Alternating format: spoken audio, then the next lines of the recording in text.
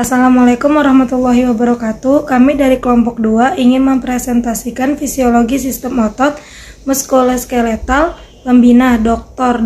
Fani Septiani FM Biomed. Ada saya sendiri yaitu Alia Nur Nabila Safitriana, kedua Ayu Widat Sabrina, ketiga ada Elia Gusnawati, keempat Nazu Ali Azhar, kelima Nur Saada Al Uzma, keenam Salsabila Detya Maharani, ketujuh Sofia, ke-8 Tika Nirmalasari, dan ke-9 Zahwa Khairunisa.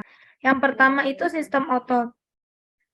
Otot merupakan organ tubuh yang mempunyai kemampuan mengubah energi kimia menjadi energi mekanik atau gerak, sehingga dapat berkontraksi untuk menggerakkan rangka sebagian respon tubuh terhadap perubahan lingkungan.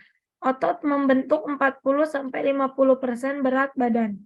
Kira-kira 1/3-nya merupakan protein tubuh dan 1/2-nya tempat terjadinya aktivitas metabolik saat tubuh istirahat. Terdapat lebih dari 600 buah otot pada tubuh manusia. Sebagian besar otot-otot tersebut dilekatkan pada tulang kerangka tubuh dan sebagian kecil ada yang melekat di bawah permukaan kulit. Otot disebut alat gerak aktif karena mampu berkontraksi sehingga mampu menggerakkan tulang. Semua sel-sel otot mempunyai kekhususan yaitu berkontraksi. Peranan otot yaitu muskel yang utama ialah sebagai penggerak alat tubuh lain. Hal ini disebabkan oleh sifat otot yang mampu berkontraksi, sedangkan kontraksi dapat berlangsung bila ada rangsangan stimulus baik oleh pengaruh saraf atau oleh pengaruh lainnya. Kontraksi dapat terjadi karena adanya energi kimia berupa ATP yang berbentuk pada sel otot. Kontraksi terjadi sangat dipengaruhi oleh dua jenis protein, yaitu aktin dan myosin. Interaksi dari dua protein tersebut menyebabkan terjadinya kontraksi pada otot. Gabungan otot berbentuk kuparan dan terdiri dari pertama, fascia adalah jaringan yang membungkus dan mengikat jaringan lunak. Fungsi fascia yaitu mengelilingi otot, menyediakan tempat tambahan otot, memungkinkan struktur bergerak satu sama lain, dan menyediakan tempat peredaran darah dan saraf. B. Ventricle empal merupakan bagian tengah yang mengembung. C. Tendon urat otot, yaitu kedua ujung yang mengecil tersusun dari jaringan ikat dan bersifat liat. Berdasarkan cara melekatnya pada tulang, tendon dibedakan sebagai berikut. Pertama, origo merupakan tendon yang melekat pada tulang yang tidak berubah kedudukannya ketika otot berkontraksi. 2. Inersio merupakan tendon yang melekat pada tulang yang bergerak ketika otot berkontraksi. A. Kerja otot. Pertama, flexor, bengkok. Flexentor, meluruskan. Supinasi, menengada, dan pronasi itu tertelungkup. Depressor, menurunkan. Elevator, menaikkan. Sinergis searah, antagonis berlawanan. Dilator, melebarkan. Konstriktor, menyempitkan. Adduktor, dekat. Abduktor, jauh. Terima kasih kepada Nabila. Selanjutnya, saya Ayu Widat Sabrina akan melanjutkan memaparkan materi, yaitu jenis otot.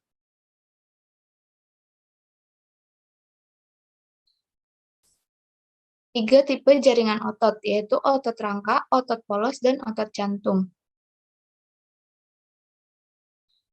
Jenis otot yaitu otot rangka, merupakan otot lurik, volunteer, dan melekat pada rangka. Serabut otot sangat panjang, sampai 30 cm, berbentuk silindris dengan lebar berkisar antara 10-100 mikron.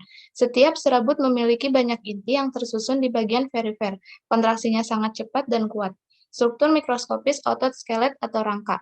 Otot skelet disusun oleh bundel-bundel paralel yang terdiri dari serabut-serabut silinder panjang, disebut myofiber atau serabut otot. Setiap serabut otot sesungguhnya adalah sebuah sel yang mempunyai banyak nukleus di tepinya.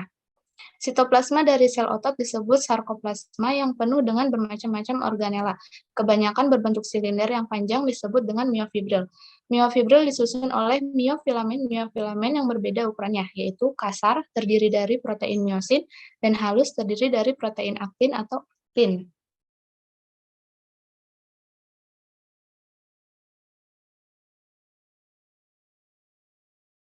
Selanjutnya yaitu otot polos, merupakan otot tidak berlurik dan involunter.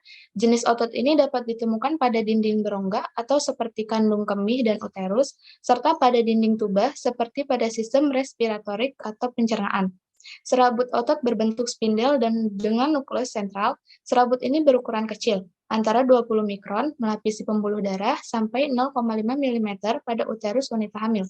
Kontraksinya kuat dan lamban. Struktur mikroskopis otot polos. Sarkoplasmanya terdiri dari miofibril yang disusun oleh miofilamen, dua jenis otot polos. Ada dua kategori otot polos berdasarkan cara serabut otot distimulasi untuk berkontraksi. Otot polos unit ganda ditemukan pada dinding pembuluh darah besar, jalan udara besar traktus respiratorik, otot mata, otot erektor pili rambut. Otot polos unit tunggal atau visceral ditemukan tersusun dalam lapisan dinding organ berongga atau viscera. Semua serabut dalam lapisan mampu berkontraksi sebagai satu unit tunggal. Otot ini dapat bereksitasi sendiri atau miogenik dan tidak memerlukan stimulasi saraf eksternal untuk hasil dari aktivasi listrik spontan.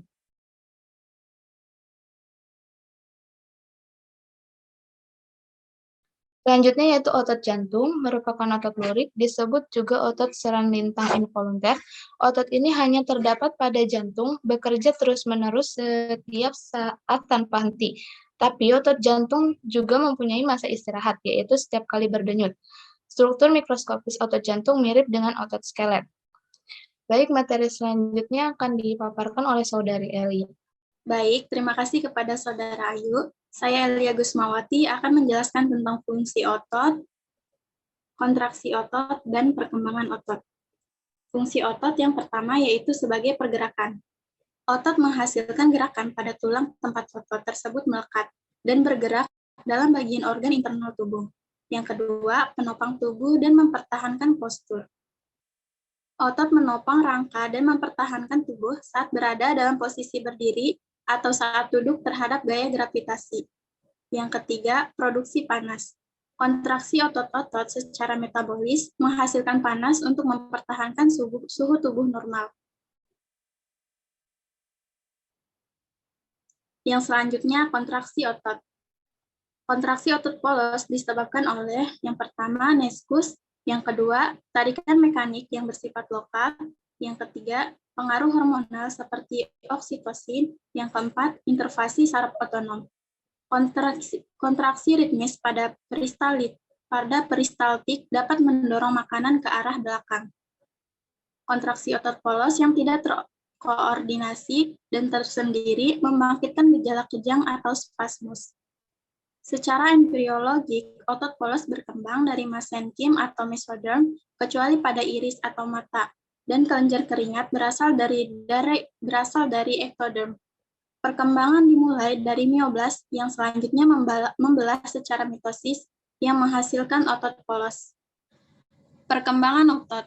Dalam perkembangannya, mioblas atau sel progenitor otot, baik tetap berada di somit untuk membentuk otot-otot yang berhubungan dengan tulang punggung atau bermigrasi keluar ke dalam tubuh untuk membentuk semua otot-otot lain. Migrasi mioblas didahului oleh pembentukan kerangka jaringan ikat.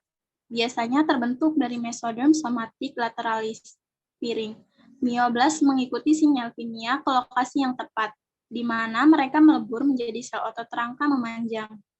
Sebuah serat otot rangka dikelilingi oleh membran plasma disebut sarkolemma, yang berisi sarkoplas, sitoplasma sel otot. Sebuah serat otot terdiri dari banyak fibril, yang memberikan sel penampilan luriknya. Baik, sekian penjelasan dari saya. Terima kasih. Yang selanjutnya akan dijelaskan oleh Najwa.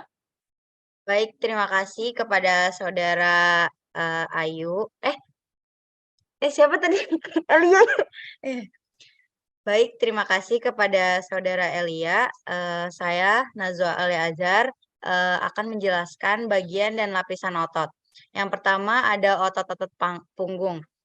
A. Spina erector, terdiri dari massa serat otot, berasal dari belakang sakrum dan bagian perbatasan dari tulang innominate dan melekat ke belakang kolumna vertebra atas. Dengan serat yang selanjutnya timbul dari vertebra dan sampai ke tulang oksipital dari tengkorak.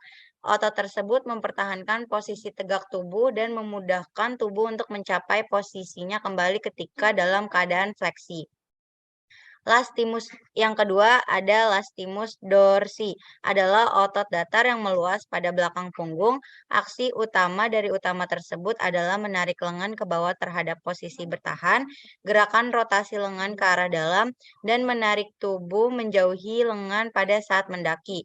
Pada pernapasan yang kuat menekan bagian posterior dari abdomen. Yang kedua ada otot-otot tungkai.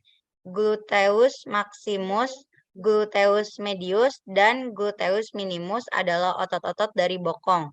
Otot-otot tersebut semua timbul dari permukaan sebelah luar ilium. Sebagian gluteus maximus timbul dari sebelah belakang sakrum. Aksi utama otot-otot tersebut adalah mempertahankan posisi gerak tubuh, memperpanjang persendian panggul pada saat berlari, mendaki, dan saat menaiki tangga dalam mengangkat tubuh dari posisi duduk atau membungkuk. Gerakan abduksi dan rotasi lateral dari paha. Ketiga itu ada otot leher. Otot bagian leher dibagi menjadi 3 bagian. Yang pertama ada musculus platysma yang terdapat di bawah kulit dan wajah. Otot ini menuju ke tulang selangka dan iga kedua. Fungsinya untuk menarik sudut-sudut mulut ke bawah dan melebarkan mulut seperti sewaktu mengekspresikan perasaan sedih dan takut. Juga untuk menarik kulit leher ke atas. Yang kedua ada musculus sternocleidomastoideus, terdapat pada permukaan lateral mastoidebus, osis temporalis, dan setengah lateral linea muchalis superior. Fungsinya memiringkan kepala ke satu sisi, fleksi dan rotasi leher, sehingga wajah menghadap ke atas pada sisi yang lain. Kontraksi kedua sisi menyebabkan fleksi leher. Sekian dari saya. Baik, terima kasih kepada Najwa Ali Azhar. Saya Nursada Luzma akan melanjutkan materi. Bagian lapisan otot. Otot ini bekerja saat kepala dan akan ditarik ke samping. Akan tetapi jika otot musculus platysma dan sternocleidomastoideus sama-sama bekerja, maka reaksinya adalah wajah akan mengadah. Musculus longissimus capitis terdiri dari splenius dan semisplinalis capitis. Fungsinya adalah laterofleksi dan eksorositas kepala dan leher ke sisi yang sama. Ketiga otot tersebut terdapat di belakang leher yang terbentang dari belakang kepala ke processus spinalis coracoid. Fungsinya untuk menarik kepala belakang dan menggelengkan kepala. Otot bahu hanya meliputi sebuah sendi saja dan memungkus tulang pangkal lengan dan skapula. Musculus deltoid, otot segitiga. Otot ini membentuk lengkungan bahu dan berpangkal di bagian lateral klavikula, ujung bahu, skapula, dan tulang pangkal lengan. Fungsi dari otot ini adalah mengangkat lengan sampai mendatar. Musculus subscapularis, otot depan skapula. Otot ini dimulai dari bagian depan skapula menuju tulang pangkal lengan. Fungsi dari otot ini adalah menengahkan dan memutar hemurus tulang lengan atas ke dalam. Musculus supraspinatus, otot atas skapula. Otot ini berpangkal di lekuk sebelah atas menuju ke tulang pangkal lengan. Fungsi otot ini adalah untuk mengangkat lengan. Musculus infraspinatus, otot bawah skapula. Otot ini berpangkal di lekuk sebelah bawah skapula dan menuju ke tulang pangkal lengan. Fungsinya memutar lengan keluar. Musculus teres major, otot lengan bulat besar. Otot ini berpangkal di siku bawah skapula dan menuju tulang pangkal lengan. Fungsinya bisa memutar lengan ke dalam. Musculus teres minor, otot lengan bulat kecil. Otot ini berpangkal di siku sebelah luar skapula dan menuju tulang pangkal lengan. Fungsinya memutar. Sekian dari saya, lanjut ke pemateri berikutnya. Baik, terima kasih kepada pemateri sebelumnya. Saya Salsabila Detya Maharani akan mempresentasikan tentang struktur otot.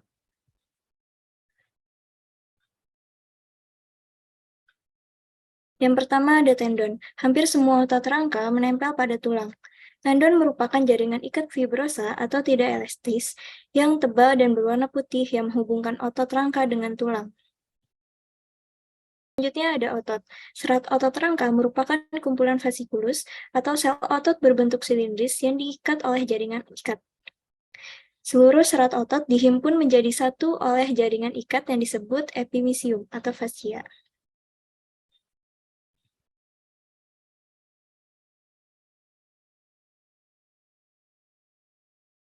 Selanjutnya ada motor and pellets, merupakan tempat inervasi ujung-ujung saraf pada otot. Selanjutnya ada serat otot, merupakan unit struktural jaringan otot. Serat otot berdiameter 0,01 sampai 0,1 mm dengan panjang 1 sampai 40 mm. Besar dan jumlah jaringan, terutama jaringan elastik, akan meningkat sejalan dengan pertambahan usia. Setiap satu serat saraf dilapisi oleh jaringan elastik tipis yang disebut dengan sarkolema. Protoplasma, serat otot yang berisi materi semi cair disebut sarkoplasma. Di dalam matriks serat otot terbenam unit fungsional otot berdiameter 0,001 mm yang disebut dengan myofibril. Di bawah mikroskop, myofibril akan tampak seperti pita gelap dan pita terang yang bersilangan. Pita gelap atau thick filamen dibentuk oleh miosin, dan pita terang atau thin filamen dibentuk oleh aktin, troponin, dan tropomiosin. Yang terakhir ada retikulum sarkoplasma. Di jaring kantung dan tubulus yang terorganisir pada jaringan otot disebut dengan retikulum sarkoplasma. Organel ini mirip dengan retikulum endoplasma di sel lain. Retikulum sarkoplasma terdiri dari tubulus-tubulus yang sejajar dengan myofibril yang pada garis Z dan zona H bergabung membentuk kantung atau lateral sac yang dekat dengan sistem tubulus transversal atau tubulus T. Retikulum sarkoplasma merupakan tempat penyimpanan ion Ca2+. Tubulus T merupakan saluran untuk berpindahnya cairan yang mengandung ion. Tubulus T dan retikulum sarkoplasma berperan dalam metabolisme, eksitasi, dan kontraksi otot. Sekian dari saya, selanjutnya akan dibawakan oleh Sofia. Baik, terima kasih kepada Saudari Caca. Assalamualaikum warahmatullahi wabarakatuh. Mohon maaf sebelumnya, perkenalkan nama saya Sofia. Saya akan sedikit menjelaskan materi tentang kontraksi relaksasi otot rangka. Next. Perlu diketahui, kontraksi otot terjadi apabila jembatan silang miosin berikatan dengan tempat spesifik di protein aktin. Apabila hal ini terjadi, energi yang disimpan di kepala miosin dari pemecahan molekul ATP sebelumnya akan dilepaskan. Energi yang dilepaskan digunakan untuk mengayunkan jembatan silang sehingga filamen aktin dan miosin bergeser satu sama lain. Hal ini memendekkan dan menyebabkan kontraksi otot. Seperti yang terlihat pada gambar,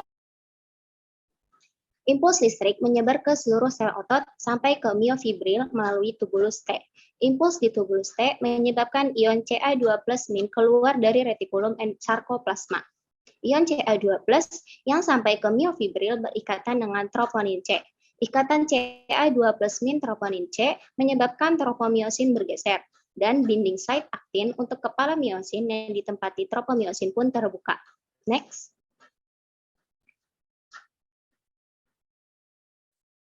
Aktin berikatan dengan kepala miosin yang juga mengandung ATPase yang memecah ATP menjadi ADP sehingga menghasilkan energi untuk menggerakkan aktin ke arah garis M untuk kontraksi.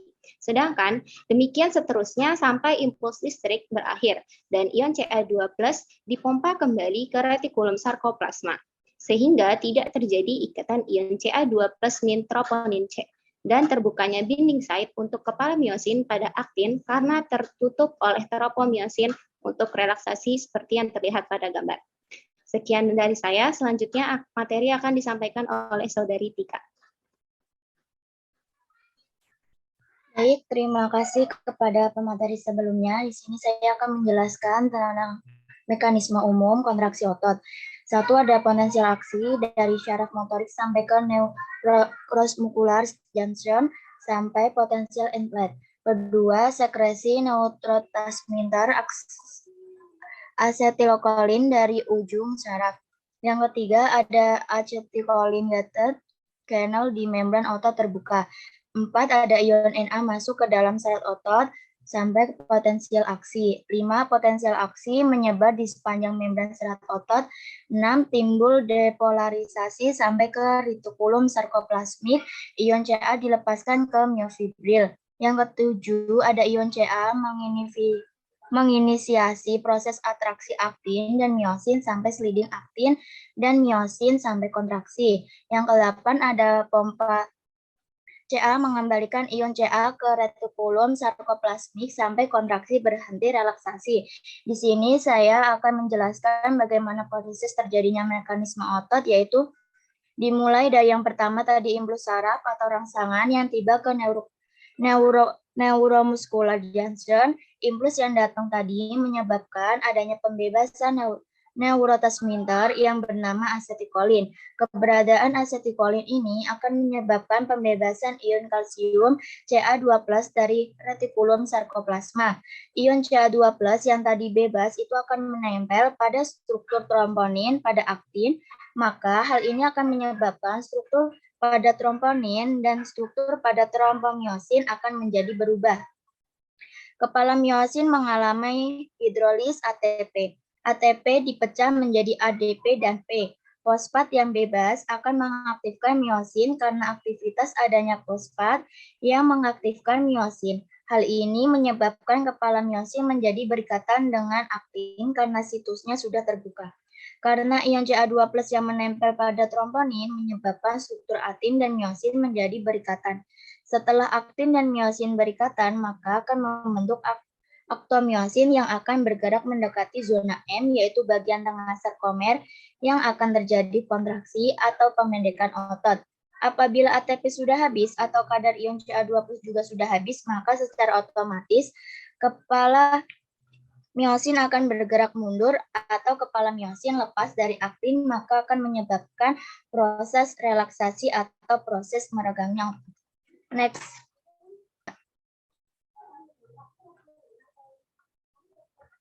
Baik, selanjutnya ada energi kontraksi otot.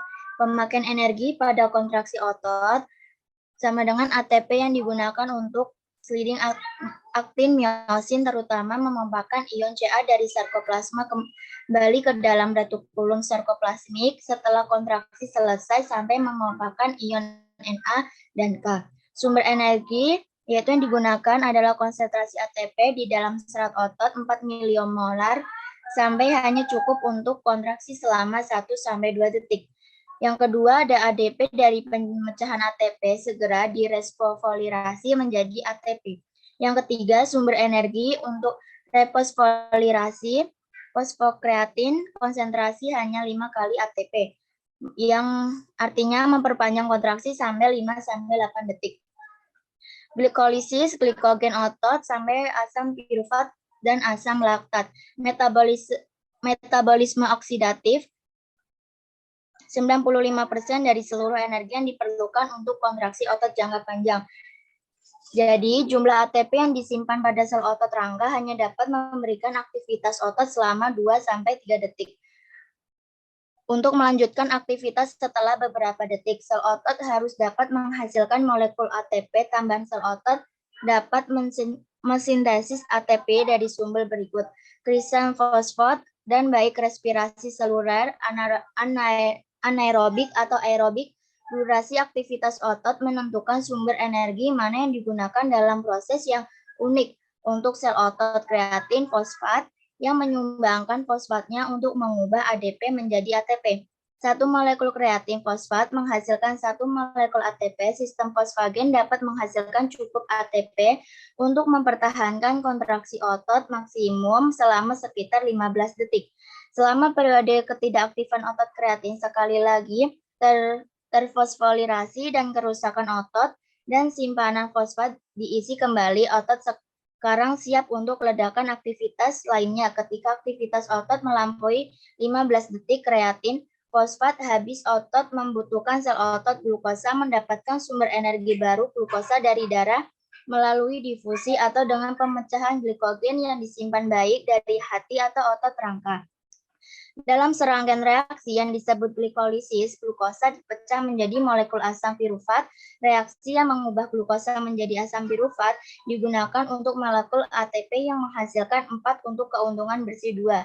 Biasanya selama respirasi aerobik, asam pirufat dioksidasi dalam mitokondria. Selama respirasi aerobik menghasilkan ATP dalam jumlah besar, namun selama beberapa aktivitas tidak cukup, oksigen tersedia untuk memecah asam pirufat sepenuhnya. Dalam kasus seperti itu, otot mengubahnya menjadi asam laktat. Sebagian besar asam laktat berdiskusi ke dalam aliran darah, kemudian mengubahnya kembali menjadi glukosa. Dalam proses ini, respirasi seluler aerobik dapat menghasilkan ATD yang cukup untuk mempertahankan aktivitas otot maksimum selama sekitar 30-40 detik untuk mempertahankan aktivitas otot selama beberapa menit. 1 jam yang dibutuhkan sel otot adalah pasokan terus-menerus ATP. Respirasi sel aerobik, serangkaian reaksi yang membutuhkan nutrisi dan oksigen, dapat menyediakan pasokan tersebut. Reaksi memanfaatkan pemecahan asam pirufat dan karbohidrat lain, protein, dan asam lemak. Hasilnya adalah air karbodioksida dan sejumlah besar ATP. 1 molekul glukosa dapat menghasilkan bersih sekitar 36 molekul ATP. Respirasi sel aerobik mampu menghasilkan ATP yang cukup untuk mempertahankan aktivitas otot maksimum selama berjam-jam. Sekian dari saya, selanjutnya akan dibawakan oleh Zahra. Sebelumnya saya ucapkan terima kasih kepada Tika Nirmalasari. Saya atas nama Zawa Kanisa akan membawakan materi selanjutnya, yaitu materi kelelahan otot. Otot yang berkontraksi kuat secara terus-menerus, kelelahan penyebabkan kehabisan cadangan kolagen, transisi signal melalui nerve muscular junction berkurang, gangguan aliran darah akan mempercepatkan kelelahan karena gangguan suplai nutrien, terutama kolagen. Ya, materi selanjutnya otot polos. Tipe otot polos. Ya, materi selanjutnya otot polos. Tipe-tipe otot polos. Otot polos multi-ulti. 1. Serat otot terpisah tidak menyatu. 2. Setiap serat otot bekerja secara terpisah. 3. Setiap serat otot disyarifin. 1. Saraf, contohnya M. ciliaris, mata, M. erostor, Philip. Otot polos single unit. 1. Serat otot menyatu, semblar sel yang membentuk gap junction, penyebab oil potensial aksi. 2. Berkontraksi bersama, contoh usus, saluran empedu, ureter, uterus. Beberapa pembuluhan darah disebut juga otot polos sistium atau otot polos visceral. Proses kontraksi otot polos. Dasar kimia kontraksi otot polos, filament.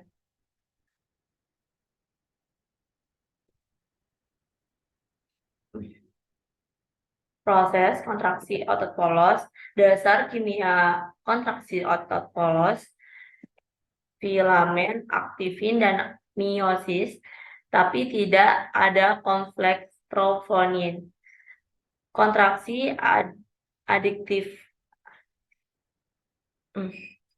Kontraksi adivasi oleh oil Ca, energi kontraksi dari ATP, ADP. Dasar fisika kontraksi otot polos, susunan aktin, miosin, otot rangkas, filamen aktin terkait ke Denson bodies, diameter filamen miosin 2 kali efektif. Peran dens bio mirip dengan peran Z di otot rangka. Terima kasih, sekian presentasi dari kelompok 2.